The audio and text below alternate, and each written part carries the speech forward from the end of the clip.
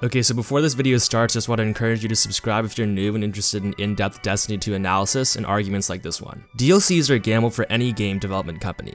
The new DLC introduces content and mechanics to the existing game, which is exciting, especially if you're one of the players who's been doing the same activities over and over again and you're starting to get bored. However, there is that possibility that the content and mechanics introduced will not be completely compatible with the existing game and ultimately break the content and overall system that already exists. Today, I'll explain why Destiny 2's Forsaken DLC could ultimately ruin Destiny 2. The Forsaken DLC is $40, and whether you like it or not, $40 is a lot to pay for a lot of people.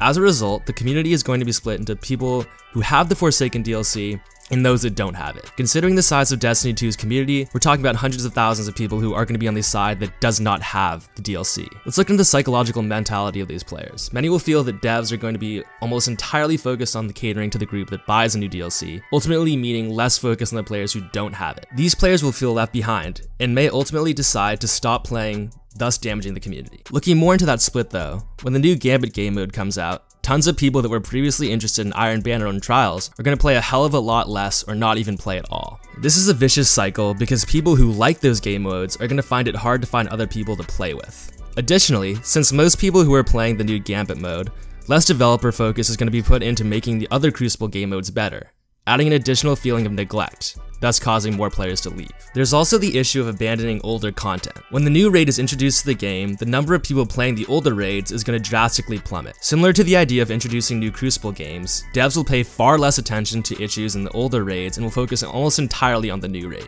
Developing a DLC and releasing it to your community is a balancing act as a developer. There's a high probability that when you first launch that new content, there'll be some issues that you will need to fix as soon as possible. And in order to fix those issues quickly, you'll have to take resources away from improving older content. There's also the possibility that new mechanics will fail. Devs for Forsaken have been saying that they're going to make it possible for players to be far more invested in their weapons, meaning that if you get a weapon that you like and only use that weapon because it's your favorite, you'll just work on improving that weapon. The issue lies with the ultimate demise of diversity in weapon selection. Encouraging players to be invested in their weapons ultimately means that you're discouraging them from using new weapons and trying to figure out new weapon combinations. This lack of diversity will cause the game to become boring faster, thus causing the community to stop playing at an even faster rate. When the millions of people that play Destiny start using the new supers and other new mechanics, like I said before, there's a good chance that a lot of those mechanics aren't going to work properly. There are a solid amount of players who will get frustrated quickly with how the new mechanics aren't working properly and quit the game altogether. One of the most obvious issues that I don't think I have to talk that much about is the disappointment from the community due to overhype.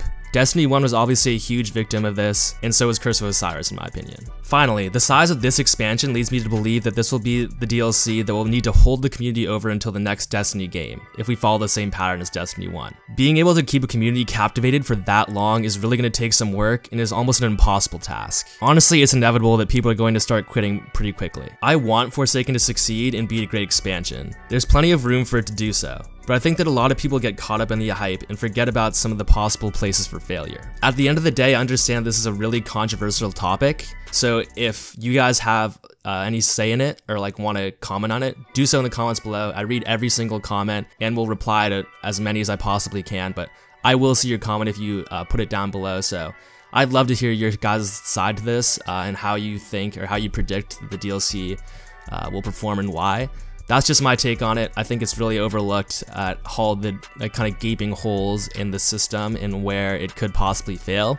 And I just want to shed some light on that and express it to you guys. Thanks for listening to my little rant on the Forsaken DLC in Destiny 2. Like I said, I hope it does perform well, but there is a possibility that it will underperform and ultimately cause the game to fail, which I had to address in this video.